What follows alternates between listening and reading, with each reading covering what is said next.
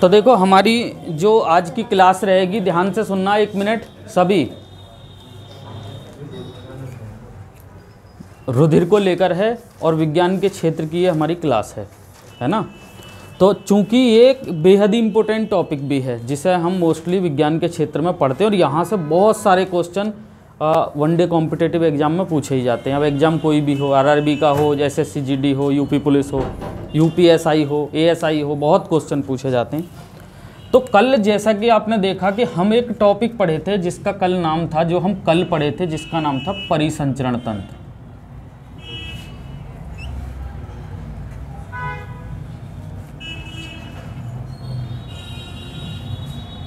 ये पढ़े थे कल हम स्टूडेंट, क्लियर। परिसंचरण तंत्र, ये जो परिसंचरण तंत्र है, जैसा कि मैंने कल भी बताया, ये बहुत महत्वपूर्ण भूमिका निभाता है हमारे बॉडी के अंदर। और हम कल लास्ट लेक्चर में परिसंचरण तंत्र के बारे में पूरा पढ़े, जैसा कि इसके बारे में एक मोटी सी जो डेफिनेशन है उसे मैं बता रहा हूँ एक बार। इसको इंग्लिश में सर्कुलेटरी सिस्टम कहा जाता है और साथ के साथ याद रखना है कि इसका मेन कार्य क्या होता है परिसंचरण तंत्र का, कि हमारे जो शरीर के अंदर आवश्यक पोषक तत्व जो होते हैं उनका यातायात करना, ऐसा कह सकते हो, या उन्हें एक स्थान से दूसरे स्थान पर ले जाना, ऐसा भी कह सकते हो। किसको? परिसंचरण तंत्र को। इसके बारे में हमने कल लास्ट लेक्चर में बात की। परिसंचरण तंत्र की खोज विलियम हार्वे नामक वैज्ञानिक ने की, सन 1628 में की। वह कहाँ के वैज्ञानिक थे? अंग्रेज वैज्ञानिक थे, ये भी याद रखना। तो अब क्या है स्टूडेंट कि ये जो परिसंचरण तंत्र होता है, इसके जो अंग होते हैं, अंग, पार्ट्स जिसे हम कहते हैं, यानी कि मुख्य रूप से इसके कौन कौन से पार्ट्स होते हैं, इसके अंतर्गत क्या क्या चीज़ें आती हैं परिसंचरण तंत्र के अंतर्गत। तो ये 3 वही चीज़ें हैं जो मैं यहाँ पे बता रहा हूँ, इसको थोड़ा सा ध्यान देंगे।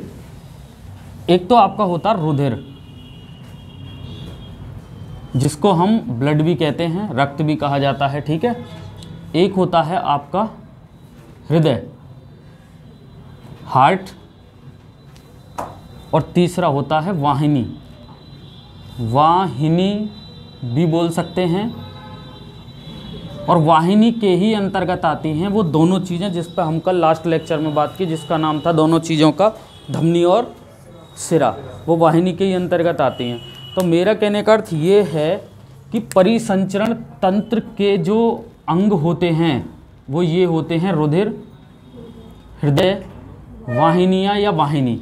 कई बार एग्जाम में बहुत बेहतरीन सा क्वेश्चन बनेगा और एग्जाम में पूछेगा दिए गए विकल्पों में से कौन परिसंचरण तंत्र का अंग नहीं है। तो मोस्टली आपको ये बात याद होनी चाहिए कि मानव शरीर में परिसंचरण तंत्र के प्रमुख अंगों में आते हैं रुधिर, हृदय और वाहिनी। वाहिनी के अंतर्गत वो दोनों चीज़ें हैं जो आपको याद रखनी है, धमनी और सिरा। वो आपको याद रखना ही है कि सिरा में अशुद्ध रक्त बहता है और धमनी में शुद्ध रक्त बहता है, ये भी याद होना चाहिए।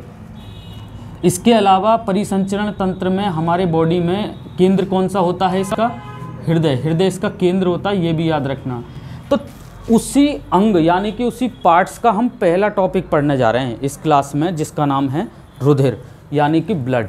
हम जो ब्लड पढ़ने जा रहे हैं, ये मान के चलिए जो कल चीज़ हमने पढ़ी उसके हम हाथ पैर को पढ़ने जा रहे हैं। अभी कल हमने उसके बारे में जाना, आज हम ये पढ़ेंगे कि उसका जो ये अंग आता है जिसका नाम है रुधिर। तो रुधिर क्या है, किस तरीके के क्वेश्चन यहाँ से बनते हैं, तो ये स्टूडेंट सब जानते हैं हमारे कि रुधिर जो है ये वही रुधिर है जिसको हम ब्लड भी कहा जाता है, रक्त, जिसे आपने देखा भी होगा कई बार।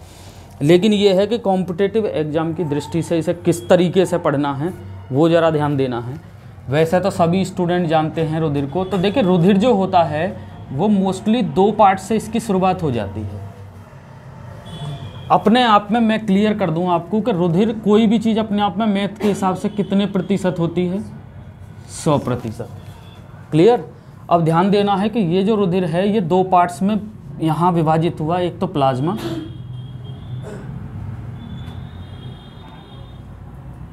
ये एकदम स्पष्ट होना चाहिए। दूसरा रुधिराणु, जो मैं लिख रहा हूँ साथ के साथ स्टूडेंट लिखते भी चलें, रुधिराणु।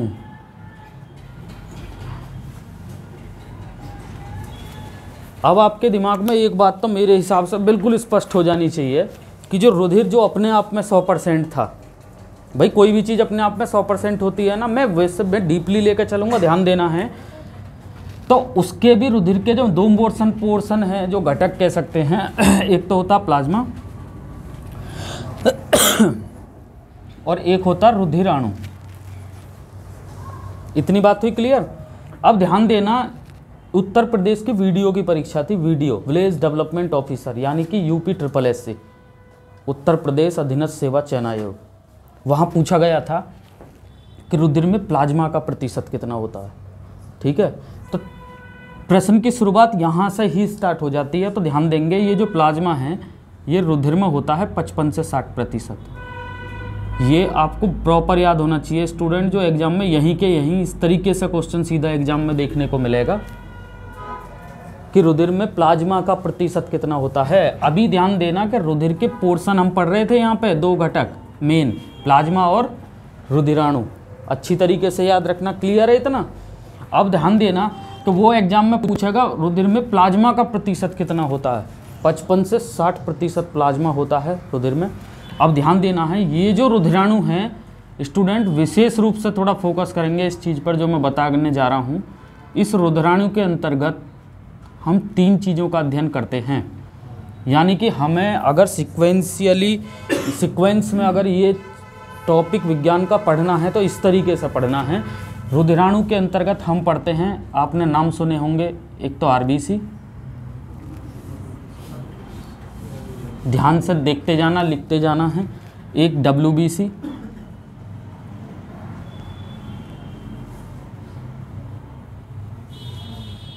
और एक होती हैं आपकी प्लेटलेट्स।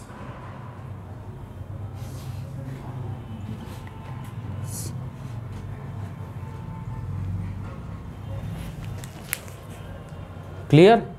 यानी कि अब यहाँ से अगर मैं कॉम्पिटिटिव एग्जाम को देखते हुए अगर बात करूँ तो ध्यान देना, यहाँ से तो ये सीधा सवाल है। अभी हम प्लाज्मा पे भी बात करने वाले हैं, लेकिन पहले ध्यान से सुनिए, मैं समझाना क्या चाह रहा हूँ। हर स्टेप को बढ़िया तरीके से समझना है स्टूडेंट। इस क्लास को मेरा मेन मकसद यही है, और यूट्यूब पे भी डालने का मेन मकसद एक है, ताकि जो स्टूडेंट, क्योंकि यूट्यूब पर एक ही वीडियो में इतना कंटेंट नहीं है जो मैं आज देने वाला हूँ, तो इसलिए मेरा मेन मकसद ये भी है। प्लाज्मा और रुधिराणु ब्लड का ही एक हिस्सा है, ऐसा मानना है पहले। प्लाज्मा जो है रुधिर में 55 से 60% होता है। इसका मतलब आप ये समझ गए होंगे अब कि रुधिराणु जो है वो कितना प्रतिशत होता है। क्लियर। अब ध्यान देना, चूंकि ये 40 है तो अपने आप में तो 100 है, भाई सीधी सी बात है। ये 40 है तो अपने आप में तो 100 है मैथ के हिसाब से। RRB के एग्जाम में सीधा सवाल एग्जाम में पूछा गया, देखिए कितना बेहतरीन सवाल था, कि जो रुधिराणु है, जो मेन रुधिराणु है प्लाज्मा से अतिरिक्त, रुधिराणु में इन रुधिराणु के जो ये आपके तीनों अंग हैं, ये तीनों अंग RBC, WBC और प्लेटलेट्स, इसमें सबसे अधिक मात्रा किसकी होती है? ये क्वेश्चन RRB में पूछा गया, बेहतरीन सवाल एकदम, कितने प्रतिशत होती है। तो ध्यान रखना, रुधिराणु में RBC 90% सबसे ज़्यादा ये होती है। यानी कि ये अगर अपने आप में 100% है तब उस हिसाब से साथ समझ रहे हैं, हर चीज़ को एकदम लेवल से समझ कर चलना है। तो एग्जाम में ये पूछेगा कि रक्त जो रुधिराणु है अर्थात रक्त है उसमें RBC की परसेंटेज कितनी होती है। तो रुधिराणु में RBC का परसेंट, तीनों में RBC सबसे ज़्यादा होता है 90%। इसका मतलब अब आप ये समझ गए होंगे कि ये जो दोनों हैं ये बाकी के 10% में आता है। ये बात क्लियर है, और यही सवाल एग्जाम में पूछा भी गया RRB में, JEE के एग्ज़ाम में, जूनियर इंजीनियर। तो ये एकदम क्लियर होना चाहिए यहाँ तक का स्टेप। तो मैं ये बताना चाह रहा था कि ये क्वेश्चन जब UPSSC पूछ सकता है तो बिल्कुल ऐसा ही क्वेश्चन एक RRB ने भी पूछा है। तो तैयार रहना है इस चीज़ के लिए। क्लियर। तो अगर आपसे अब कहे कि रुधिर का कौन सा घटक होता है, तो प्लाज्मा, रुधिराणु भी रुधिर के घटक हैं। अगर कहे रुधिराणु के घटक के अंतर्गत कौन कौन सी चीज़ें आती हैं, तो आप कहोगे RBC आता है, आप कहोगे WBC आता है, आप कहोगे प्लेटलेट्स आती हैं। अब कई बार क्या है स्टूडेंट, इन्हें RBC ना कह के इन्हें दूसरे नाम से जाना जाता है, वो कई बार नाम दे दिए जाते हैं। तो जस्ट आरबीसी के सामने लिखेंगे, इसे इरीथ्रोसाइट के नाम से भी जाना जाता है, इरीथ्रोसाइट्स।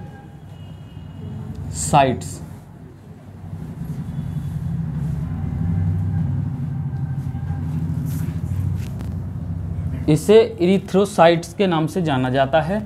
डब्ल्यूबीसी को ल्यूकोसाइट्स के नाम से जाना जाता है।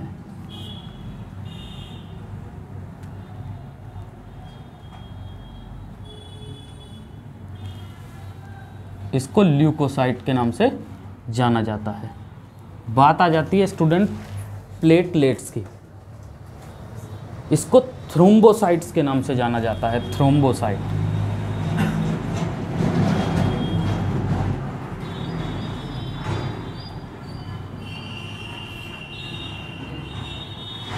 थ्रोम्बोसाइट। अगर आप भविष्य में रेलवे का भी एग्ज़ाम दे रहे होंगे ना, भले ही आप एसएससी जीडी के हिसाब से पढ़ रहे हैं या यूपी पुलिस के हिसाब से मैं क्लास दे रहा हूँ, तो निश्चित रूप से इस क्लास को एक बार देख लेना है और एग्ज़ाम देने चले जाना है, निश्चित रूप से, ठीक है। तो अब जो ये नाम मैंने अगले लिखाए हैं, इन पर अब विशेष गौर करना, हो सकता है वो आरबीसी ना दे, तो ध्यान देना। आरबीसी को इरीथ्रोसाइट के नाम से भी जाना जाता है, डब्ल्यूबीसी को ल्यूकोसाइट्स के नाम से भी जाना जाता है, और प्लेटलेट्स को थ्रोम्बोसाइट्स के नाम से भी जाना जाता है। ये जो प्लेटलेट्स हैं ना स्टूडेंट, ये वाली जिस पर मैं ये बात कर रहा हूँ, ये वही प्लेटलेट्स हैं जिनकी संख्या अभी हाल ही में महीने भर पहले बार बार घट रही थी गाँवों में, कि भाई बुखार आ गया और प्लेट्स घट गई हैं, प्लेट्स घट गई हैं। तो ये वही हैं जिनकी संख्या शरीर में 3 से 4 लाख होती है ना। तो ये भी अच्छी तरीके से याद रखना है, जो सीक्वेंस में चलते चले जाना है। इतनी बात आई समझ में आपके? मुझे एक बात बताइए, बात करते हैं इसकी प्रकृति की, यानी कि इसके नेचर की। किसके? ब्लड के नेचर की। ब्लड का नेचर कैसा होता है? नेचर, जैसा कि आप जानते हैं लिक्विड है, तरल है, ये सब जानते हैं, है ना। जेली प्रकार का भी होता है कुछ जगह स्थिति में, लेकिन चूंकि हम समझना है प्रकृति और पूछी भी जाती है, यानी कि उदासीन या क्षारीय। तो हमेशा याद रखना स्टूडेंट, इसका जो पीएच मान है उसी से मालूम पड़ेगा कि ये उदासीन है या क्षारीय है या फिर अम्लीय है। तो इसे हल्का सा क्षारीय बोलेंगे, तो लिख लें रक्त का जो पीएच मान होता है वो 7.4 के समथिंग माना जाता है। तो लिख लेंगे रक्त का पीएच मान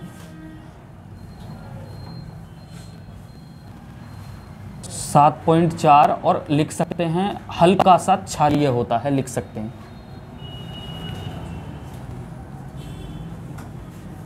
हल्का क्षारीय।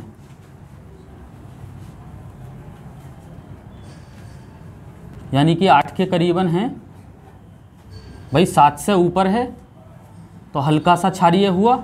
आप जानते होंगे 7 उदासीन होता है और 7 से कम क्या होता है? अम्लीय।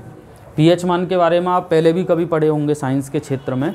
पीएच मान की खोज वैज्ञानिक सोरेनसन ने की थी, ये हमें क्लियर होना चाहिए। पीएच मान जिसका 7 से कम होता है वो अम्लीय की श्रेणी में आएगा, जिससे 7 से ज़्यादा होगा वो क्षारीय में आएगा, ज़्यादा होने पर क्षारीय में। और ये चूंकि केवल 4 पॉइंट्स ही आगे है, तो इसीलिए याद रखना स्टूडेंट, इसे हल्का सा क्षारीय आप याद रखना है। अगर हल्का सा क्षारीय ऑप्शन में हो तो हल्का सा क्षारीय करें, अन्यथा इसे क्षारीय भी कर सकते हैं आराम से, क्योंकि इसकी प्रकृति कैसी है, 7.4 से 7.8 के बीच भी होता है, तो मोस्टली इसे हम क्षारीय ही मानेंगे। ठीक है, क्लियर हुआ इतना? अब बात करते हैं आगे कि इसके जो मेन पोर्शन है, ज़रा ध्यान देंगे। देखिए इन चीज़ों को थोड़ा सा अच्छी तरीके से ध्यान देना है, सिक्वेंशियली इस चीज़ को समझेंगे स्टूडेंट सभी जो मैं बता रहा हूँ। अब क्या है कि आप जानते होंगे जो मेन ब्लड का जो कार्य है, जो हमारा जो ब्लड है जिसे हम पढ़ रहे हैं, है ना, अगर मैं चूंकि हम ब्लड ही पढ़ रहे हैं, तो देखिए ध्यान रखिए, ये क्वेश्चन कई बार आता भी है एग्जाम में कि पूछेगा कि बस स्वस्थ शरीर में, यानी कि जो अच्छा व्यक्ति है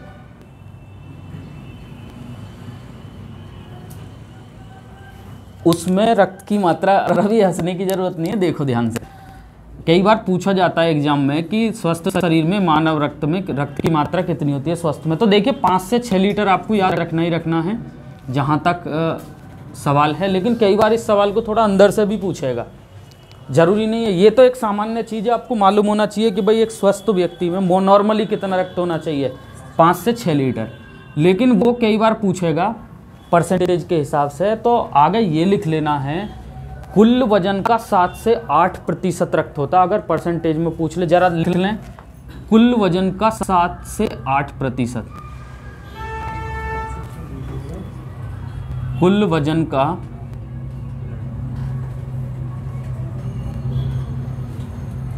7 से 8% होता है। यानी कि व्यक्ति में जो हमारे ब्लड होता है स्वस्थ शरीर में, वो मेन पाया जाता है 5 से 6 लीटर, जो सामान्य रूप से क्वेश्चन एग्जाम में बनता भी है।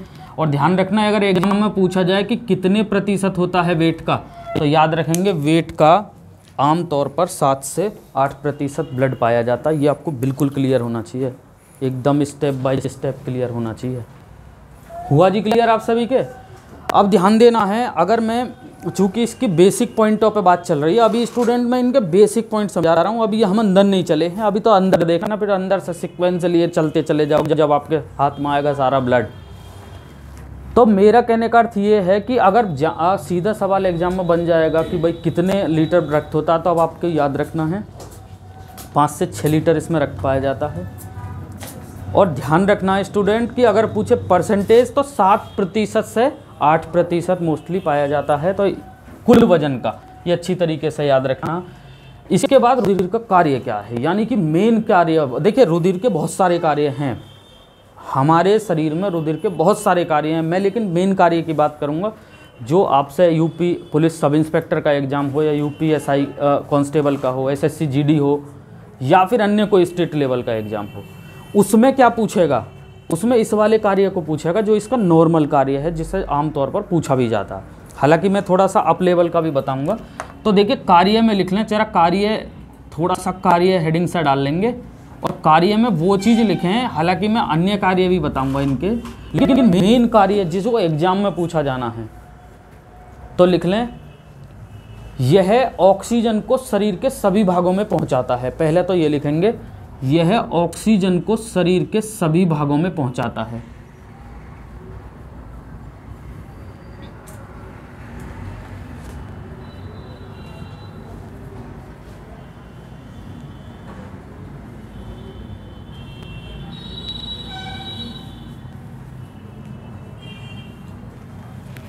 यह ऑक्सीजन को शरीर के सभी भागों में पहुंचाता है। बहुत अच्छी तरीके से लिख लेना है। क्लियर? अरे क्लियर है? ये ऑक्सीजन को शरीर के सभी भागों में पहुंचाता है, और साथ के साथ लिख लेंगे ये कार्बन डाइऑक्साइड को शरीर के भागों से फेफड़ों तक पहुंचाता है। दोनों चीज़ें लिखें, यह कार्बन डाइऑक्साइड को, CO2 को शरीर के सभी भागों से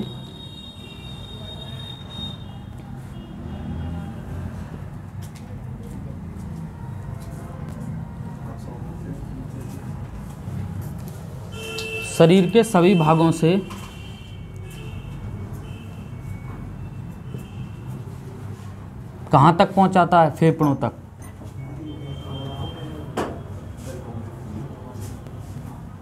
फेफड़ों तक। देखिए ये आपको याद रखना, एसएससी जीडी के हिसाब से भी याद रखना, ये स्पेशल है एकदम। इसके अलावा और भी कार्य हैं, बहुत तगड़े तगड़े कार्य हैं, इसके आई लेवल पे भी हैं, पर इसको आप बिल्कुल एकदम स्पष्ट कर लो कि ब्लड का हमारे शरीर में मेन कार्य क्या है। कार्य तो और भी मैं बताऊंगा क्या है, लेकिन मेन कार्य जो एग्जाम में पूछेगा ज़्यादातर, तो याद रखना स्टूडेंट, O2 यानी कि जिस हम ऑक्सीजन जिसे ले रहे हैं, ऑक्सीजन को शरीर के सभी भागों में पहुंचाना ब्लड का कार्य है। और याद रखना कि जो हमारे अंदर कार्बन, अच्छा हम ऑक्सीजन ले रहे हैं तो निकाल भी तो रहे हैं, क्या निकाल रहे हैं? कार्बन डाइऑक्साइड निकाल रहे हैं, तो अंदर इसका मतलब ये भी क्लियर है कि कार्बन डाइऑक्साइड भी है। अभी आपको ये भी मालूम पड़ जाएगा पूरी क्लास के बाद कि और भी क्या क्या चीज़ें हैं अंदर। तो कार्बन डाइऑक्साइड जब निकाल रहे हैं हम, तो इसका मतलब कार्बन डाइऑक्साइड से भी कहीं ना कहीं बेहतरीन पॉइंट बनेगा। तो याद रखना ब्लड कार्बन डाइऑक्साइड के संबंध में क्या करता है, ब्लड कार्बन डाइऑक्साइड के संबंध में क्या करता है, शरीर के सभी भागों में जो भी कार्बन डाइऑक्साइड होती है, ध्यान देना है, उनको कहाँ पहुँचाने का कार्य करता है। और ये सवाल सीधा भी एग्जाम में पूछा जाएगा, ये सवाल सीधा एग्जाम में पूछा जाएगा कि कार्बन डाइऑक्साइड को फेफड़ों तक पहुंचाने का कार्य कौन करता है। ब्लड, रक्त, ये अच्छी तरीके से याद होना चाहिए। ऑक्सीजन को शरीर के सभी भागों में पहुंचाने का कार्य कौन करता है? रक्त, ब्लड। अब देखो ध्यान देना, यहाँ तक तो करने वालों की संख्या बहुत होगी एग्जाम में, निसंदेह, लिख के ले लो। लेकिन अब जो मैं बताने जा रहा हूँ, जो मेन पॉइंट है, वो बहुत खतरनाक पॉइंट है, उसे याद रखना। अगर इस तरीके का एग्जाम में क्वेश्चन बना तो निश्चित रूप से मैं कह रहा हूँ कि मोस्टली गुरु शिखर एकेडमी के ही बालक करेंगे यहाँ पे, ये भी क्लियर बात है। अभी हम जाने कि हमने देखिए 2 चीज़ें पढ़ी, अभी आप 2 स्टेप जाने, इन्हीं स्टेप से अगला सवाल है इसी से जुड़ा हुआ है, ऐसा ना का बहुत अलग है ना, बिल्कुल नहीं। कार्बन डाइऑक्साइड का कार्य, कार्बन डाइऑक्साइड को क्या कर रहा था? ब्लड फेफड़ों तक पहुंचाने का कार्य, ठीक है। ऑक्सीजन को शरीर के सभी भागों में पहुंचाने का कार्य ये कर रहे थे ब्लड। लेकिन चूंकि हम अभी पढ़े, बहुत ध्यान दो, रुधिर में ये सब चीज़ें पाई जाती हैं, ये आप देख रहे होंगे, है ना, ये अंग हमने पढ़े अभी, इनके घटक। वो एग्जाम में ये पूछेगा, बहुत ध्यान से सुनना है, कि वो एग्जाम में ये पूछेगा कि कार्बन डाइऑक्साइड और इसके अलावा एक नाइट्रोजन भी होती है हमारे अंदर, ये भी बता दूं, अगर नहीं पढ़े हैं तो ज़रा जान लेना है साथ की साथ ही। यही N2 जिसे हम कहते हैं नाइट्रोजन, यानी कि कार्बन डाइऑक्साइड के अलावा क्या पाई जाती है अंदर? नाइट्रोजन भी होती है।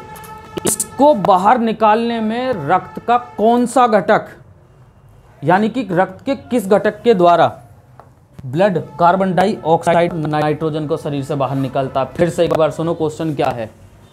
रक्त के किस घटक के द्वारा, घटक आपके सामने ऊपर लिखे हुए हैं, रक्त के किस घटक के द्वारा कार्बन डाइऑक्साइड CO2 और N2 नाइट्रोजन को शरीर से बाहर निकालने का कार्य कौन करता है? तो लिख लेंगे प्लाज्मा।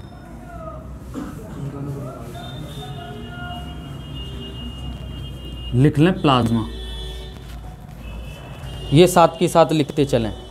सबसे बेहतरीन सवाल होगा, मैं पहले ही बता दिया, बताने से पहले ही बता दिया, गुरु शिखर एकेडमी के बालक इस सवाल को करेंगे, मुझे तो लगता है कि मोस्टली सब कर देंगे इस सवाल को। इससे पहले आपने पढ़ा, फिर से एक बार सुन लो क्या पूछेगा। हमारे शरीर से कार्बन डाइऑक्साइड और नाइट्रोजन ना भी दे कोई दिक्कत नहीं है, कार्बन डाइऑक्साइड तो है मेन, क्योंकि इसे हम पढ़ते भी हैं, तो याद रखना, दोनों ही याद रखो। हमारे शरीर से कार्बन डाइऑक्साइड और नाइट्रोजन दोनों को शरीर से बाहर निकालने का कार्य ब्लड में कौन सी चीज करती है? प्लाज्मा, जो कि रक्त में कितने % होता है? 55 से 60%। वीडियो एग्जाम में पूछा गया, अच्छी तरीके से याद रखना। क्लियर? अब देखें मेन चीज, रक्त का मुख्य कार्य क्या था, यानी कि बिल्कुल मेन कार्य ऑक्सीजन को शरीर के सभी भागों में पहुंचाना, मेन तो यही है ना। तो ये भी तो पूछेगा कि फिर रक्त का कौन सा ऐसा घटक है जो ऑक्सीजन को शरीर में पहुंचाने का कार्य करता है, यानी कि रक्त में वो है तभी ऑक्सीजन शरीर में पहुंच रही है। समझ रहे हैं मेरी बात? यानी कि सेम सवाल दूसरी तरफ से, इसको शरीर के सभी भागों में पहुंचाने का कार्य कौन करता है? तो लिख लें आरबीसी, या फिर कह सकते हैं इरिथ्रोसाइट, सामने लिखा हुआ। आरबीसी को इरिथ्रोसाइट के नाम से भी जाना जाता है। तो यानी कि इसको कौन करता है? इसको आरबीसी।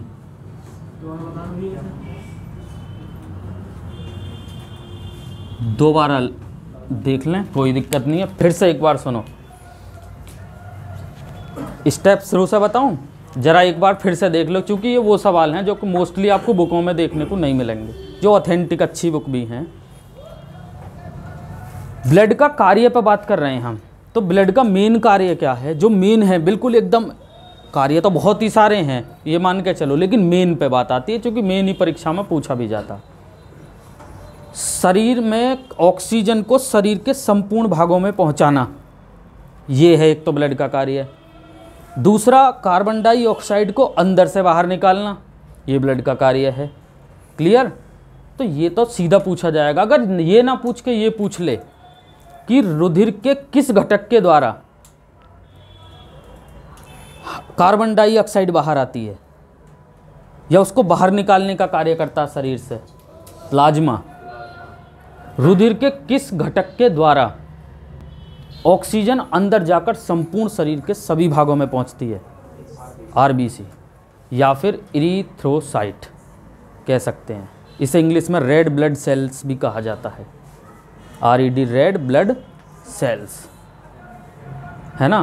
तो ये तो हमें बिल्कुल एकदम स्पष्ट होना चाहिए। तो ये जो दमदार चीज़ें हैं इसे याद रखेंगे। इसके अलावा कार्य और भी हैं। एक मैंने कल भी कार्य बताया लास्ट लेक्चर में जब हम परिसंचरण तंत्र पर रहे। देखिए वो भी कार्य है, वो भी तो इसका कार्य है कि हमारे शरीर के विभिन्न हार्मोन जो अनेक ग्रंथियों से निकल रहे हैं, समझ रहे हैं ना, एक स्थान से दूसरे स्थान तक पहुंचाने का कार्य कौन करता है उन हार्मोन को? ब्लड। तो वो भी तो एक कार्य है। तो कहीं ना कहीं पर हमें ये सब चीज़ें एकदम से क्लियर होना चाहिए ताकि अब ये जो स्पेशल जो चीज़ें हैं ये हमें मालूम रहे।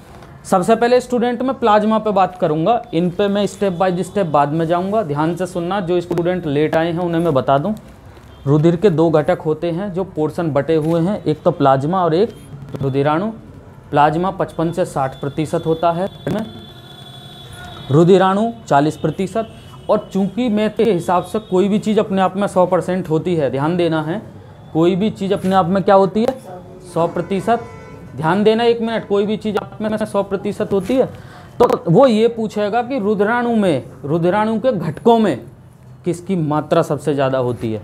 RBC की 90%। तो मेरा कहने का अर्थ ये है कि जो चीज़ मैं समझाना चाह रहा हूँ वो चीज़ क्लियर कर लो, ठीक है। बात आती है प्लाज्मा की, तो सबसे पहले प्लाज्मा में लिख लें। अभी प्लाज्मा से जो संबंधित जो, अरे बात मत करो बिल्कुल भी, मैं पहले ही बोल चुका हूँ, बिल्कुल शांत रहना। देखिए प्लाज्मा की हम बात करने जा रहे हैं और इसके जो संबंधित पॉइंट है बहुत जरा दमदार पॉइंट है, जरा लिखें। देखिए प्लाज्मा हेडिंग डाल लें, प्लाज्मा लिख लिया।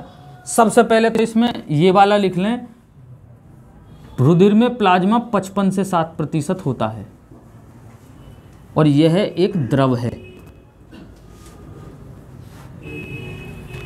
सबसे पहले तो ये लिखेंगे, रुधिर में प्लाज्मा कितना होता है? 55 से 60% होता है। और आगे लिख लें यह एक द्रव है, यानी कि लिक्विड है।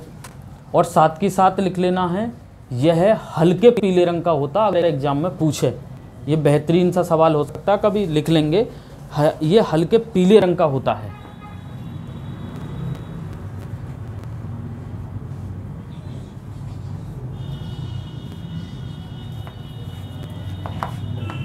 अब देखो ध्यान देंगे, मैं एक जो महत्वपूर्ण पॉइंट है, बहुत दमदार सवाल है ये जो हैं अभी प्लाज्मा से पढ़े पहले भी होंगे प्लाज्मा, लेकिन बहुत ध्यान से सुनना। ये प्लाज्मा से, प्लाज्मा में जो पाए जाने वाले पदार्थ होते हैं वो दो प्रकार के पाए जाते हैं प्लाज्मा में पदार्थ, प्रमुख रूप से, एक तो अकार्बनिक और एक कार्बनिक, इनऑर्गेनिक और ऑर्गेनिक, ठीक है। अब आपको सिर्फ इतना याद रखना है, वो सीधा ये पूछेगा एग्जाम में, कौन सा अकार्बनिक पदार्थ पाया जाता है, कौन सा कार्बनिक पदार्थ पाया जाता है। यहाँ से ये चीज़ बिल्कुल क्लियर हो जाएगी, किस में? प्लाज्मा में। और प्लाज्मा में यदि पाया जा रहा है तो समझिए वो चीज़ किस में पाई जा रही है? वो ब्लड में पाई जा रही है, क्योंकि ब्लड का ही हिस्सा है कौन? प्लाज्मा। तो कहीं ना कहीं पे सवाल प्लाज्मा से लिंक कर सकता है एग्जाम में, और कहीं भी इसी सवाल को ब्लड से भी लिंक किया जा सकता है, ये भी हमें क्लियर होना चाहिए। तो सबसे पहले लिखें प्लाज्मा में अकार्बनिक पदार्थ, अकार्बनिक पदार्थ।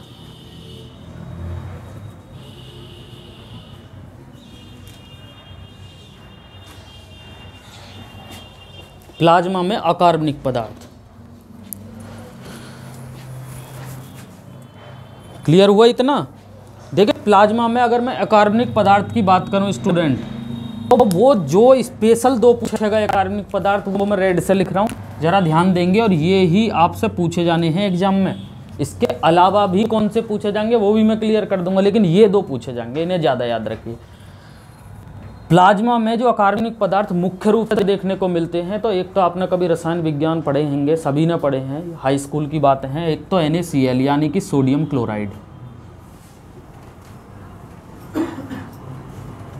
एक तो NaCl, और दूसरा लिख लें NaHCO3 यानी कि सोडियम बाइकार्बोनेट, जिसे हम खाने का सोडा भी कहा जाता है, लिख लें NaHCO3।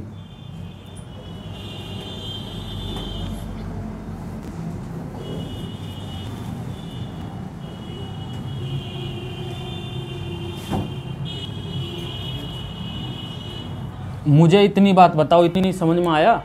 ये सीधा सवाल एग्जाम में आना है।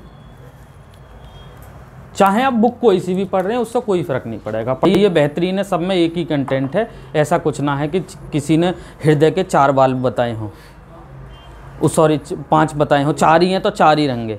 लेकिन पढ़ने का जो तरीका है वो इस तरीके का होना चाहिए। वो एग्जाम में पूछेगा कि रक्त में पाया जाने वाला अकार्बनिक पदार्थ कौन सा होता, तब क्या बताओगे आप? NaCl, sodium chloride. रक्त में पाया जाने वाला अकार्बनिक पदार्थ कौन सा होता है? सोडियम क्लोराइड के साथ NaHCO3, सोडियम बाइकार्बोनेट, जिसे हम खाने का सोडा भी बोलते हैं। क्लियर? अरे क्लियर। और ये रक्त में भी किस में पाया जाता है? अगर इतना भी पूछ ले तो याद रखना, ये रक्त में पाया जाता है प्लाज्मा में। ये हमें क्लियर होना चाहिए स्टूडेंट। अब ध्यान देना, इसके अलावा ऐसे कौन से कार्बनिक पदार्थ हैं जो इसमें मिलते हैं ब्लड में, लेकिन नाम मात्र को, यानी कि मिलते हैं इनके अलावा लेकिन नाम मात्र को। तो जस्ट अगली लाइन से लिखें, कैल्शियम, मैग्नीशियम और पोटेशियम। कैल्शियम CaMg और K लिख लें। Ca कैल्शियम, Mg मैग्नीशियम और K पोटेशियम। इनकी भी सूक्ष्म मात्रा लिख लें, इनकी भी सूक्ष्म मात्रा प्लाज्मा में देखने को मिलती है।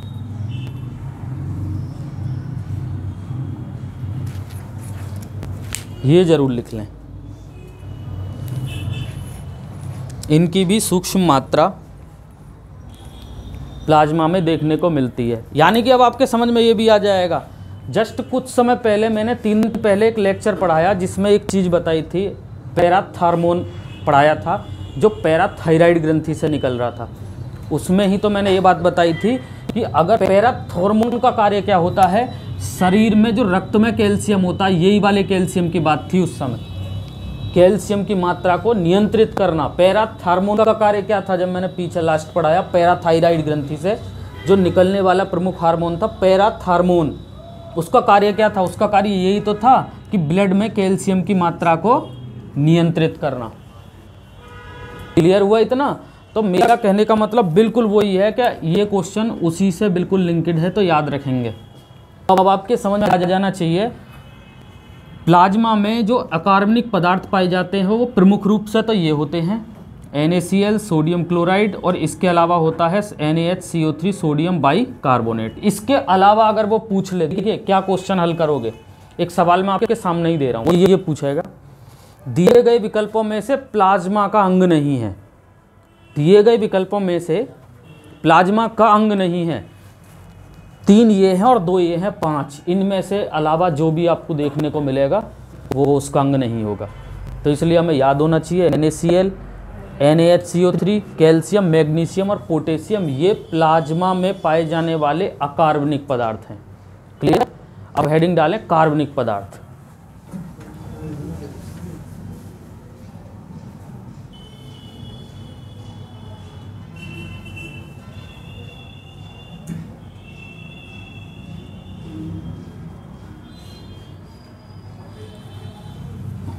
अब कार्बनिक में जरा देख लें, ये मान के चलो कार्बनिक वालों से क्वेश्चन पुट हुए हैं और बेहिसाब पुट हुए हैं, बेहिसाब परीक्षाओं में ब्लड से, है ना? आपने देखा भी होगा, कभी पढ़े हो तो देखो सामने आ भी जाएगा कौन कौन से होते हैं। तो मुख्य कार्बनिक पदार्थों में सबसे पहले तो लिखें फाइब्रिनोजन, मैं सामने लिख रहा हूँ नाम,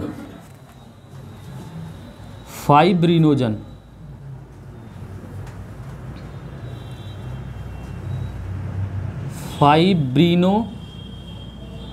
ब्रीनोजन, एक तो ये लिखना। दूसरा लिखेंगे प्रोथ्रोम्बिन, प्रोथ्रोम्बिन,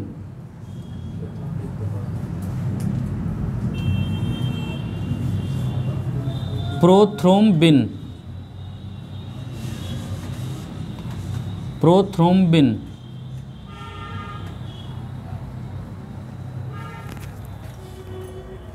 तीसरा लिखेंगे ग्लोब्यूलिन, तीसरा लिखेंगे ग्लोब्यूलिन।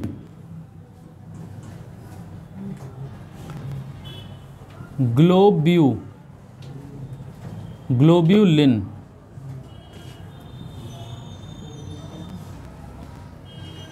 और चौथा लिखेंगे एल्ब्यूनिन।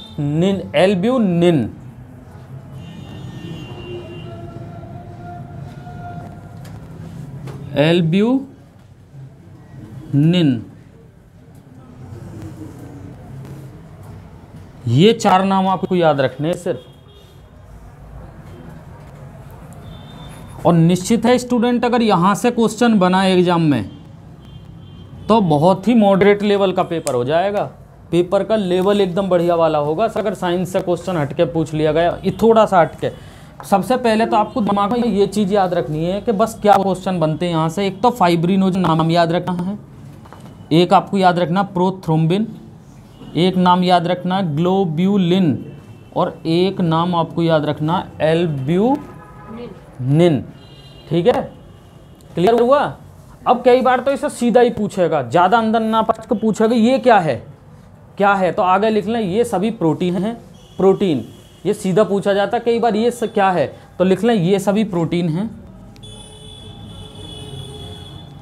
यानी कि अब आपको ये बात क्लियर हो चुकी है। अगर एग्जाम में पूछे ब्लड में पाई जाने वाली प्रोटीन कौन सी है, तो अब आप सवाल का जवाब दे दोगे आराम से।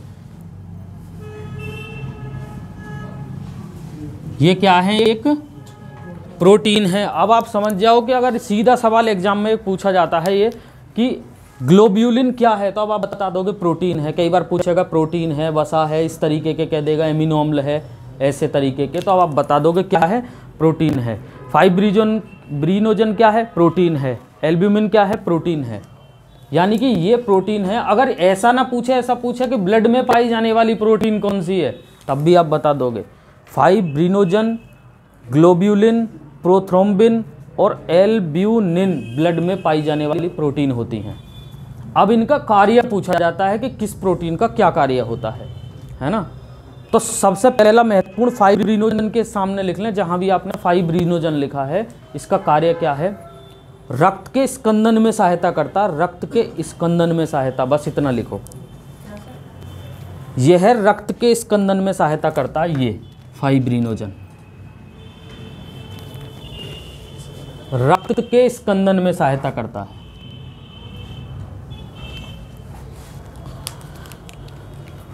अब सोच रहे होंगे आप भाई स्कंदन क्या है, ये भी समझ लेना है।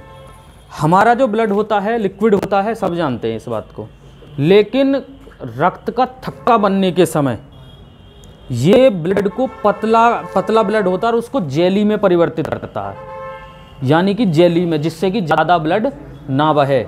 अर्थात हम कह सकते हैं ये भी रक्त का थक्का बनने में सहायता करता है, फाइब्रिनोजन। बस इतना ही पूछा जाएगा, इससे ज़्यादा कुछ याद रखने की ज़रूरत नहीं है। यानी कि ये फाइनल स्टेप है मेरे हिसाब से। इतना याद रख लो कि फाइब्रिनोजन एक प्रोटीन है। कहाँ पाई जाती है, ब्लड में पाई जाती है। ब्लड में भी कहाँ, प्लाज्मा में पाई जाती है। इसका कार्य क्या है, इसका कार्य है कि जो रक्त स्कंदन में सहायता, अगर देखिए इस लैंग्वेज में परीक्षा में पूछा जाए कि रक्त स्कंदन में सहायक प्रोटीन कौन सी है, फाइब्रिनोजन। और अगर ऐसा पूछा जाए, स्कंदन ना कह के ऐसा पूछ ले कि कौन सी प्रोटीन रक्त को द्रव से जेल में बदलती है, रक्त को द्रव से जेल में बदलने का कार्य करती है, फाइब्रिनोजन। इसके बाद नेक्स्ट ये है प्रोथ्रोम्बिन। इसका जरा कार्य समझ लें, इसका भी कार्य क्या है, आगे लिख लें। यह रक्त का थक्का, यह रक्त का थक्का बनाने में मदद करती है, ये भी लिख लें। यह रक्त का थक्का बनाने में मदद करती है।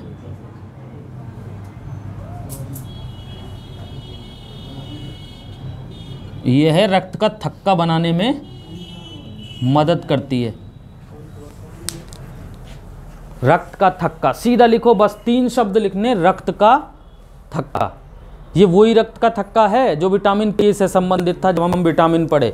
तो अगर आपसे पूछे इसी क्वेश्चन को प्रोटीन से रिलेट करके कि कौन सी प्रोटीन ब्लड में, कौन सी प्रोटीन ब्लड में कौन सी प्रोटीन रक्त का थक्का बनाने में मदद करती है, तो प्रोथ्रोम्बिन भी करती है। ये भी बात बता दूं और फाइब्रिनोजन भी करती है, बस वो भी तो वही कार्य कर रही थी, बस थोड़ा सा अलग कर रही है। वो क्या कर रही है, वो द्रव जो है लिक्विड ब्लड उसको किस में बदल रही है, जेली में, यानी कि उसको थोड़ा सा हार्ड कर रही है ताकि ज़्यादा ना बहे।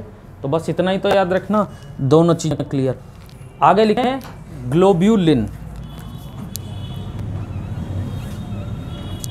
ग्लोब्यूलिन में एक लाइन लिख लेंगे, बाहरी सूक्ष्म जीवों से रक्षा करती है। बाहरी सूक्ष्म जीव जो आते हैं नुकसान करने वाले शरीर में, उनसे रक्षा करती है, इतना लिख लें। ग्लोब्यूलिन बाहरी सूक्ष्म जीवों से रक्षा करती है।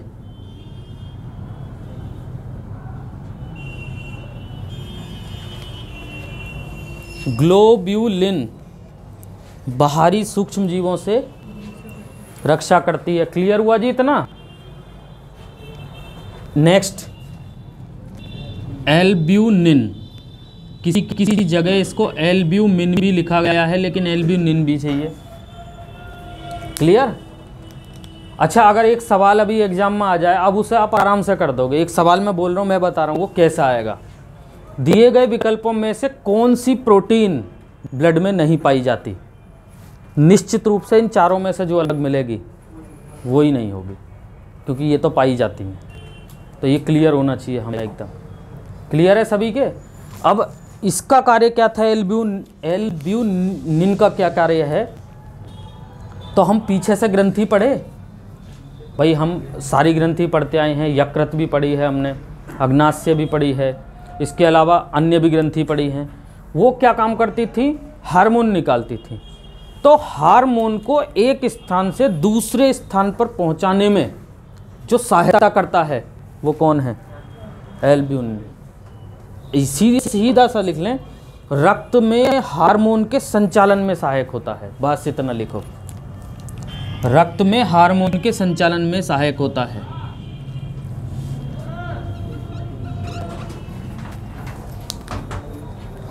रक्त में हार्मोन के संचालन में सहायक होता है।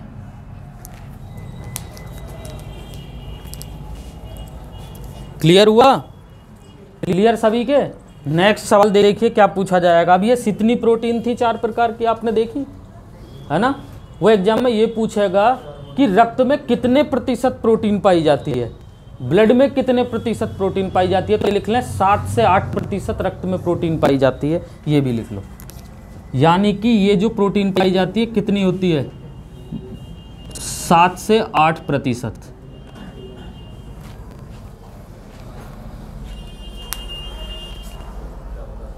रक्त में 7 से 8%, 7 से 8% प्रोटीन पाई जाती है। अगर ऐसा भी पूछा तब भी तैयार रहो। क्लियर? अब देखिए लास्ट स्टेप पे मैं चल रहा हूँ, जरा ध्यान देंगे। इसका लास्ट स्टेप, रक्त के थक्के से आपने बहुत सवाल पढ़े हैं और पहले भी पढ़ते आ रहे हैं। विटामिन से भी रिलेट है, वो यहाँ से भी रिलेट है। अगर विटामिन से रक्त का थक्का कभी पूछे तो आपने कई बार पढ़ा होगा विटामिन के, और के का नाम होता है रासायनिक फिनोक्विनोन, ये पढ़े भी हैं, है ना। अगर पूछे कि रक्त में कौन सी प्रोटीन है जो रक्त का थक्का, तो 2 प्रोटीन आपको कॉमन याद रखनी है, मैं आपको बता दूं। एक तो फाइब्रिनोजन और एक प्रोथ्रोम्बिन। क्लियर? लेकिन ये जो रक्त का थक्का है, ये मापा किससे जाता है, अगर ये सवाल पूछ ले, किससे मापते हैं रक्त के थक्के को, बहुत बढ़िया सवाल होगा। जरा लिखें, इसको पीटी से मापा जाता, पीटी। कई बार ऑप्शन में होंगे सीटी, बीटी, पीटी, चीटी, हैं? कैसे करोगे? फिर तुम बन जाओगे टीटी। अगर नहीं कर पाए तो तुम बन जाओगे टीटी। कैसे टीटी? रेल के टीटी नहीं, वैसे ही टीटी बनोगे। तो लिख लें, इसको रक्त के थक्के को पीटी में मापा जाता है, पीटी, अगर एग्जाम में पूछे तो। ये बहुत बेहतरीन सवाल है कि रक्त के थक्के को किस में मापा जाता है, तो आपका जवाब क्या होगा बताइए? पीटी। और पीटी का पूरा नाम पूछ ले तो वो भी तो हमें मालूम होना चाहिए। तो लिख लें prothrombin time, prothrombin time. PT का अर्थ है प्रोथ्रोम्बिन टाइम, ये रहा पीटी। रक्त के थक्के को पीटी में मापा जाता। ऑप्शन होंगे पीटी, सीटी, बीटी, डीटी। अब मान के चलो ऐसा सवाल सीधा सा बन गया एग्जाम में, भले ही आपने आज से पहले ना पढ़ा, तब कैसे करोगे? तो दिमाग में इस चीज़ को बैठा लें। रक्त के थक्के को पीटी में मापा जाता है। अरे ध्यान से सुने, 1 मिनट। रक्त के थक्के को पीटी में मापा जाता है और पीटी का पूरा नाम है प्रोथ्रोम्बिन टाइम। अब ऐसा क्वेश्चन जो शायद आपने पढ़ा हो, देखिए रक्त का थक्का क्या है? खून बहा और बंद हो गया। अब इस समय को कभी पूछा जाए तो नोट करके लिखेंगे, बहुत बेहतरीन चीज़ें बता रहा हूँ, जरा सा नोट करके लिखें। रक्त के बहने का समय 2 से 7 मिनट होता है। रक्त के बहने का समय 2 से 7 मिनट होता है। लिख लेंगे, रक्त के बहने का समय 2 से 7 मिनट होता है।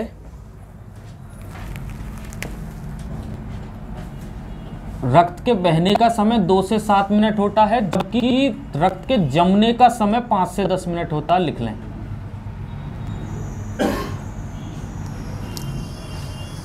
ये बेहतरीन सवाल हैं जो याद रखने साइंस के।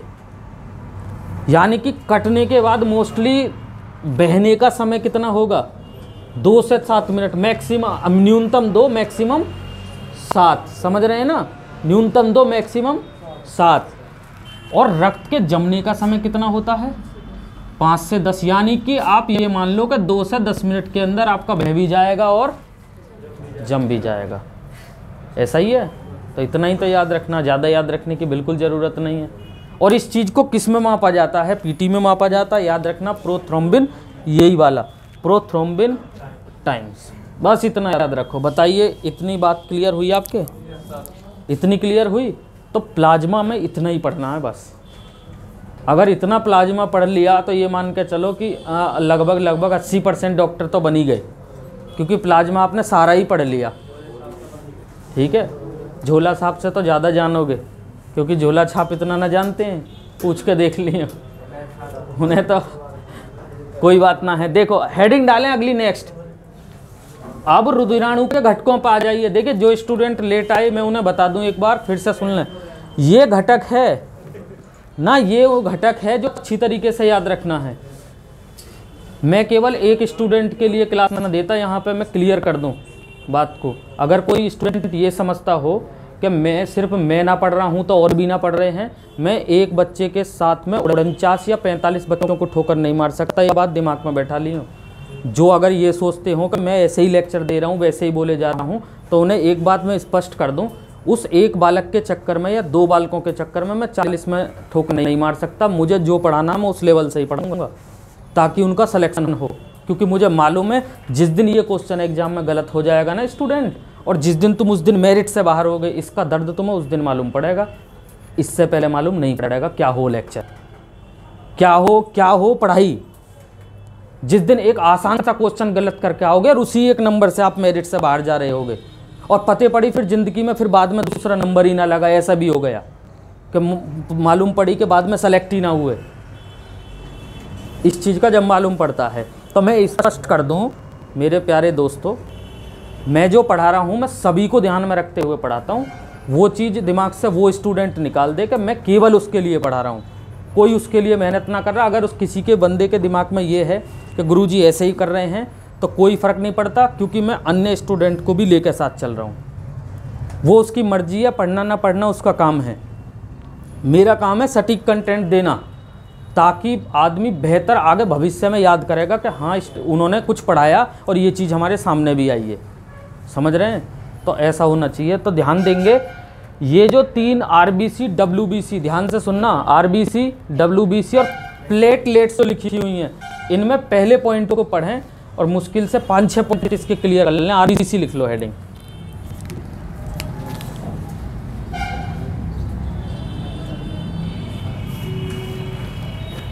RBC सबसे पहले तो RBC में ये लिखें जो सामने लिखा हुआ है।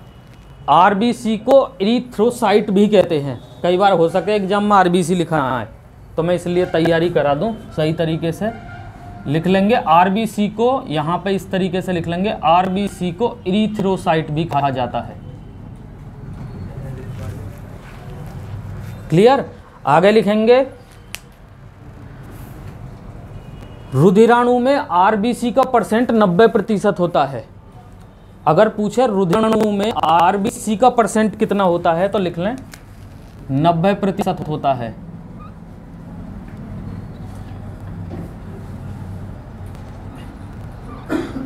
ये 90% होता है। क्लियर हुआ इतना सभी के? अब देखो ध्यान दें, अगला आरबीसी बनता कहाँ पे है, बहुत बार सवाल पूछा गया, जानते भी होंगे आप। अगर किसी स्टूडेंट को मालूम है कहाँ बन रहा है आरबीसी, बताइए। आरबीसी बनता अस्थि मज्जा में, जिसको इंग्लिश में बोन मैरो कहा जाता है। तो लिख लें आरबीसी का निर्माण अस्थि मज्जा में होता है।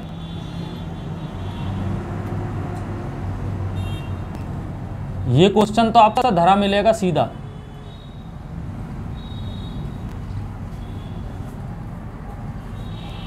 इतना तो कर सकते हैं, वो अस्थि मज्जा की जगह बोन मैरो कर दें, हिंदी में ही लिख दें बे ओ ने और मैरो लिख दें। लेकिन ध्यान रखना आरबीसी का निर्माण कहाँ होता है, अस्थि मज्जा में। और यहीं लिख लें इसकी समाप्ति कहाँ होती है, पूछा जाएगा। तो लिख लें इसकी समाप्ति तिल्ली या प्लीहा और या स्प्लीन भी कहा जाता है इसे इंग्लिश में। 3 नाम याद रखेंगे, लिख लें इसकी समाप्ति तिल्ली,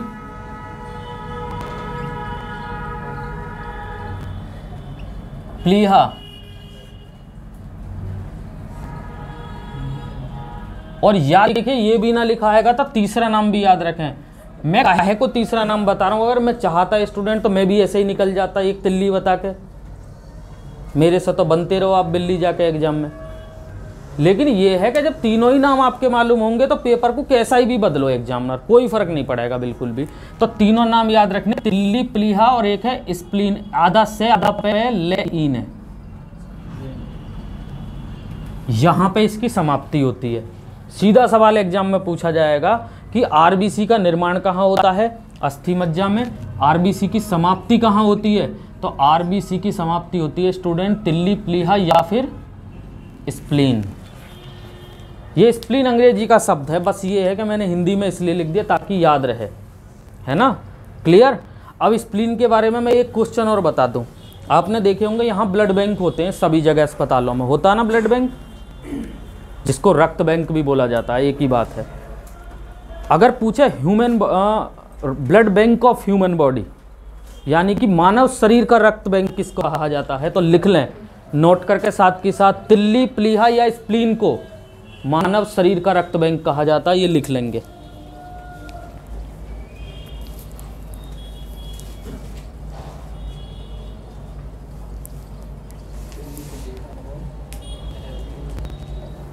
blood bank of human body, मानव शरीर का रक्त बैंक किसको कहा जाता है, तिल्ली, प्लीहा या फिर स्प्लीन। ये सवाल भी सीधा एग्जाम में बनना है तय कि मानव शरीर का रक्त बैंक कौन सा है, जहां रक्त कुछ मात्रा में संचय रहता है, यानी कि वहां इकट्ठा रहता है। तो याद रखना तिल्ली, प्लीहा या फिर स्प्लीन, ये वही है जहां आरबीसी की समाप्ति होती है। और आरबीसी का निर्माण कहाँ होता है, अस्थि मज्जा में। और याद रखना स्टूडेंट का, अगर पूछेगा आरबीसी का जीवन काल तो लिख ही लेना, याद होंगे ये सब, लिख लें आरबीसी का जीवन काल 120 दिन होता है।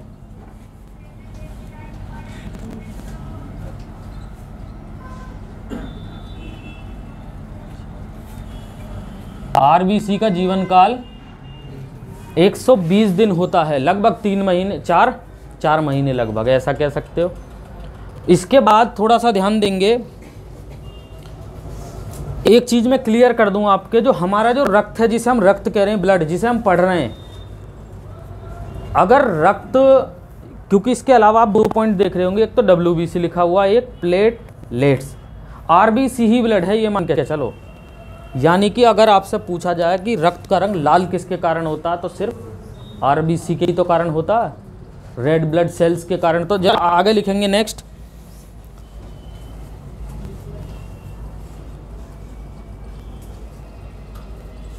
आरबीसी में लोहयुक्त प्रोटीन पाया जाता है जिसे हीमोग्लोबिन कहते हैं, जरा लिखें।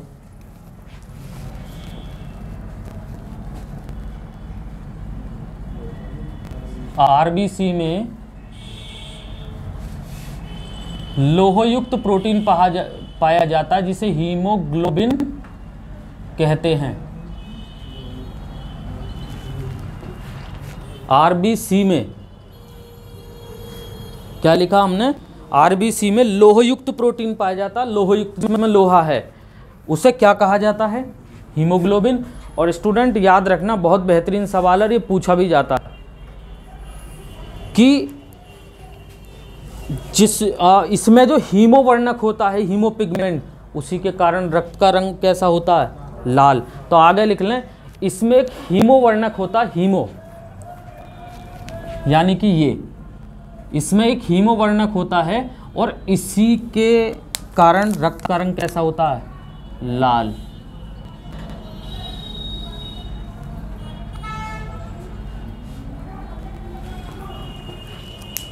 बस इतना लिखना है इसमें। बताइए, इतनी समझ में आई चीजें? बाई स्टेप यहाँ जाके पूरा खत्म हो जाएगा ये। देखिए एक चीज़ और मैं क्लियर कर दूं, स्टूडेंट ये सोच रहे हो कि आगे कितना लंबा लेक्चर है, जितना बड़ा हम पढ़ चुके, जितना प्लाज्मा और इसमें पढ़ना होता है इतना फिर ये बाकी भी नहीं है, ना कुछ है आगे। आप ये समझ लें कि मोस्टली आप 70 से 80% इसको पढ़ चुके। तो मैं यही कहूँगा, आरबीसी अच्छी तरीके से याद रखना है। आरबीसी का जीवन काल 120 दिन होता है। आरबीसी का निर्माण अस्थि मज्जा में होता है। आरबीसी समाप्ति तिल्ली या प्लीहा में होती है। आरबीसी के अंदर एक हीमोग्लोबिन नाम का लोहित तत्व पाया जाता है, जिसमें हीमो जो वर्णक होता है, हीमो, उसी के कारण क्या होता है, रक्त का रंग लाल होता, कई बार पूछा जाएगा। और अंत में ये लिखेंगे, जब मैंने यकृत पढ़ाया था, यकृत शरीर की सबसे बड़ी ग्रंथि, लीवर, तो भी मैंने ये पॉइंट बताया था, ध्यान करिए, ये याद आ जाएगा। हेपेरिन नामक पदार्थ, हेपेरिन, तो जरा लिखें, रुधिर को नसों में जमने से, रुधिर को नसों में जमने से हेपेरिन नामक पदार्थ रोकता है।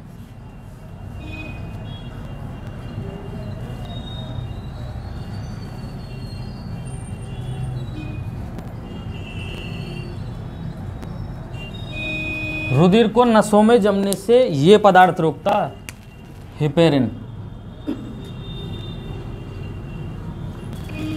और ये सवाल भी सीधा छपना एग्जाम में कि कौन सा पदार्थ है जो रुधिर को नसों में जमने से रोकता है, वाहिनियों में जमने से रोकता है, हेपेरिन। क्लियर? और ध्यान रखना, इसमें साथ की साथ लिख लें, हेपेरिन का निर्माण यकृत से होता है। फिर से लिख लो जिससे कि याद रहेगा, हेपेरिन कहाँ से बनता है, कहाँ से निकलता है, तो हेपेरिन का निर्माण यकृत से होता है और ये एक प्रोटीन होती है। बस इतना लिख लो।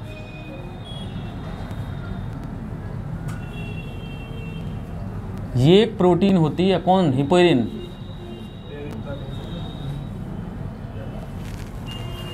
फिर से बोलें, ध्यान दें एक बार, हेपेरिन जो है वो एक प्रोटीन है, पहले तो ये याद रखो। कहाँ से निकलता है अगर पूछे, यकृत से निकलता है, लीवर से, जो हम पढ़े भी है तब।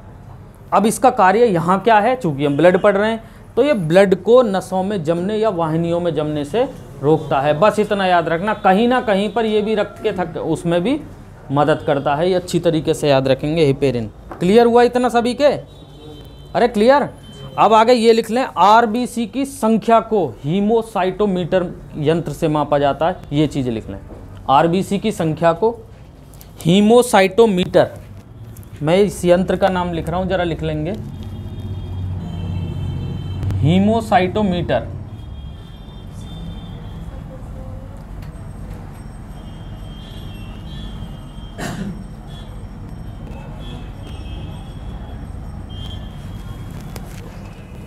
आरबीसी की संख्या को किस में मापा जाता है, सवाल ये पूछेगा। तो याद रखना, हीमोसाइटोमीटर यंत्र से आरबीसी की संख्या को मापा जाता है। और आरबीसी की संख्या की बात आ गई तो संख्या कितनी होती है, तो लिख लें 45 से 50 लाख प्रति घन मिलीमीटर, प्रति घन मिलीमीटर लिख लें। 45 से 50 लाख प्रति घन मिलीमीटर एक व्यक्ति में, 45 से 50 लाख, और ऐसा करके लिखेंगे प्रति घन मिलीमीटर।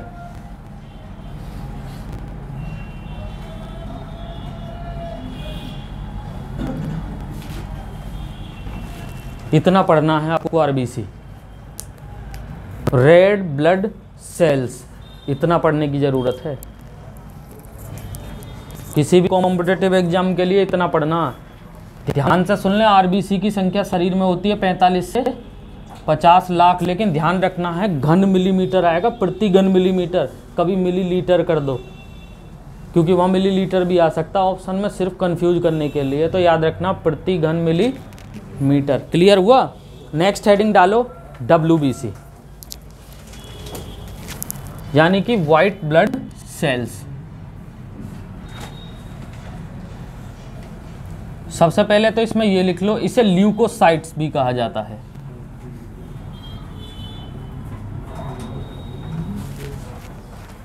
सबसे पहले तो ये लिख लें, इसे ल्यूकोसाइट भी कहा जाता है।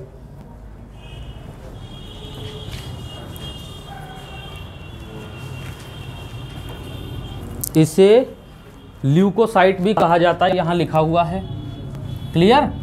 आगे ये लिख लें, इसका रंग सफ़ेद क्यों होता है? तो लिख लें हीमोग्लोबिन ना होने के कारण, इसमें हीमोग्लोबिन ना होने के कारण इसका रंग कैसा होता है?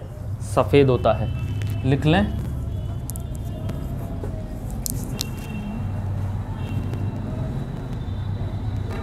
इसमें हीमोग्लोबिन ना होने के कारण,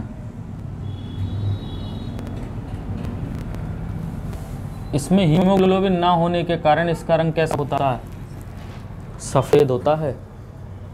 इसीलिए तो इसे श्वेत रक्त कणिकाएं भी बोला जाता है हिंदी में, उसे लाल रक्त कणिकाएं बोला जाता है। Red blood cells, white blood cells. ठीक है, क्लियर? 2 स्टेप। अब तीसरा लिख लें, इनका निर्माण कहाँ होता है? तो ध्यान रखना स्टूडेंट, देखिए एक तीर से 3 निशाने साध सकते हो। अगर पूछे प्लेटलेट्स का निर्माण कहाँ होता? अस्थि मज्जा। WBC का निर्माण कहाँ होता? अस्थि मज्जा। RBC का निर्माण कहाँ होता? अस्थि मज्जा। तो लिख लें इसका निर्माण अस्थि मज्जा में होता है, बोन मैरो।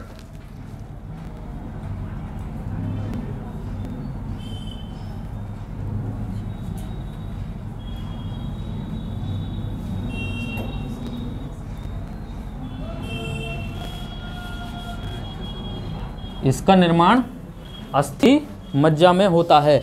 और नेक्स्ट लिख लें, इसकी जो अवधि होती है उनकी तो 120 दिन थी, इसकी लिख लें इससे 10 से 13 दिन इसकी अवधि होती है।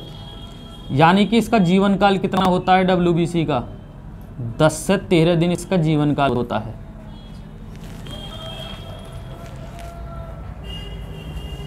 थोड़ा इधर उधर हो सकता है किसी किताब में, ये ना सोचे कि बिल्कुल ही फिक्स है, तो पर आसपास हो सकता है ऐसा ही। 10 से 13 दिन इसका जीवन काल होता है, याद रखना है। क्लियर?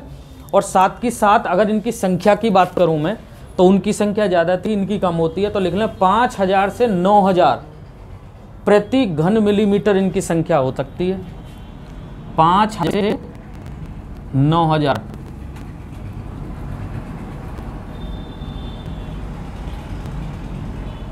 पाँच हजार से 9000 वही बिल्कुल प्रति घन मिलीमीटर, ये प्रति घन मिलीमीटर इनकी संख्या होती है। किसकी? WBC की।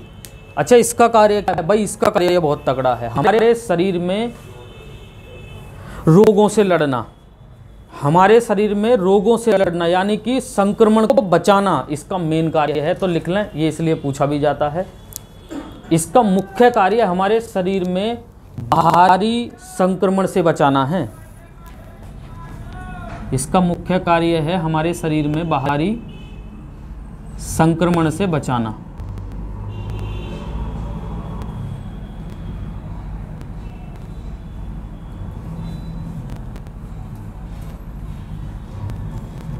संक्रमण से बचाना।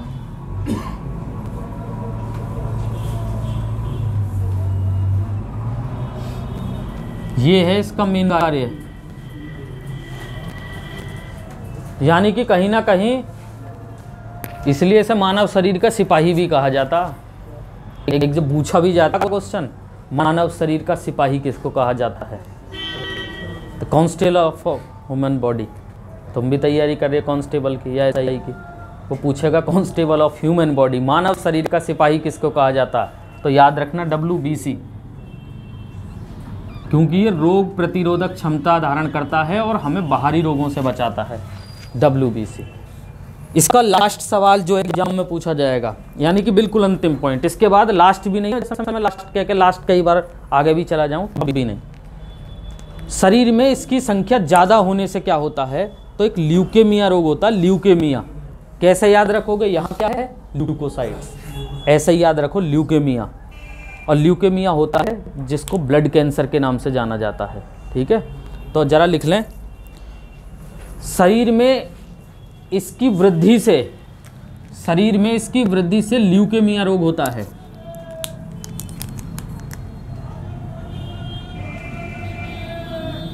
ल्यूकेमिया रोग होता है।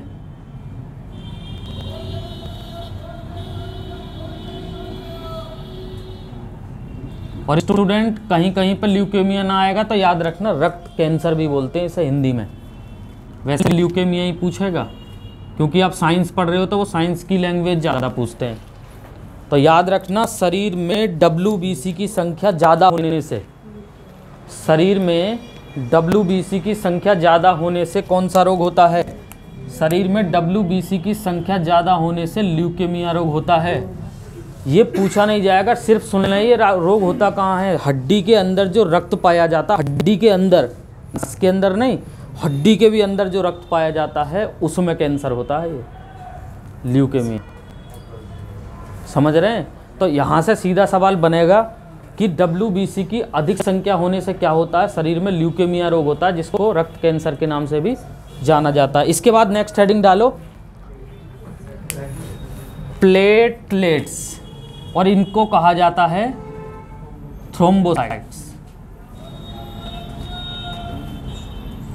इतना प्लेट्स पूरा करने के बाद आप ब्लड को पूरा पढ़ पाए, और फिर मुझे लगता नहीं है कि ब्लड को दोबारा पढ़ने की फिर ज़रूरत पड़ेगी किसी भी कॉम्पिटिटिव एग्जाम में, एग्जाम कोई भी हो।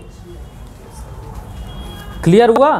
तो सबसे पहले स्टूडेंट तेजी के साथ लिखिए, प्लेटलेट्स को थ्रोम्बोसाइट्स भी कहा जाता है। थ्रोम्बोसाइट सामने लिखा हुआ है इसलिए मैंने बोल भी दिया, याद रखेंगे।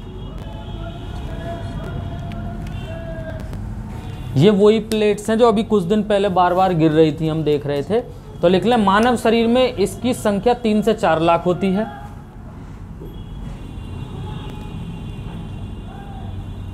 मानव शरीर में इसकी संख्या 3 से 4 लाख होती है। मानव शरीर में इसकी संख्या 3 से 4 लाख होती है। और लिख लेना है, ये केवल मनुष्य के रुधिर में पाई जाती हैं। ये भी क्लियर करके लिख लें, ये केवल मनुष्य के रुधिर में पाई जाती हैं।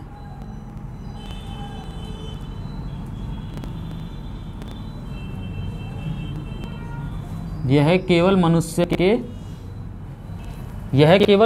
के रुधिर में पाई जाती हैं। ये भी क्लियर करके लिख लो। इनका जीवन काल जो होता है 7 से 10 दिन का होता है। इनका जीवन काल 7 से 10 दिन। WBC का जीवन काल 10 से 13 दिन और RBC का जीवन काल 120 दिन। ये याद होने चाहिए आपके। ऊपर से चलते चले जाओ, ज़्यादा कम और फिर उससे भी कम। क्लियर है इतना। अब इनका मेन कार्य क्या है इन प्लेट्सों का भी, तो इन्हें तो आप जानते ही होंगे, जैसे कम भी होती रहे, वही रक्त का थक्का बनाने में मदद करती हैं ये भी। यानी कि जो काम ब्लड में, प्लाज्मा में प्रोथ्रोम्बिन और फाइब्रिनोजन कर रहे थे, वही काम क्या करती है ये यहाँ, ये करती है आपकी प्लेटलेट्स। तो लिख लें, ये रक्त का थक्का बनाने में मदद करती है।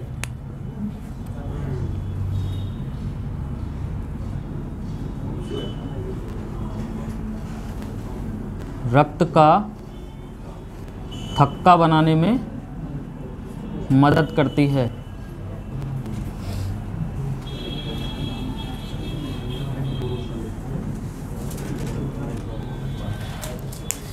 क्लियर हुआ इतना सभी के? अरे क्लियर हुआ?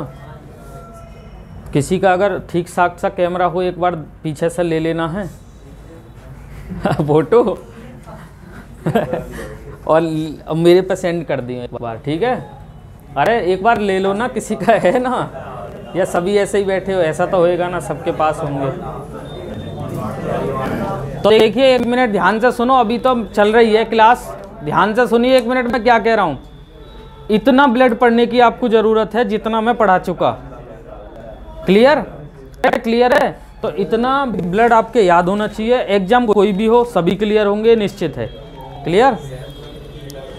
तो दोस्तों, वीडियो को लाइक और शेयर करना ना भूलें। वीडियो कैसा लगा, लेक्चर कैसा लगा, इसे वीडियो के कमेंट बॉक्स में आप ज़रूर बताएं।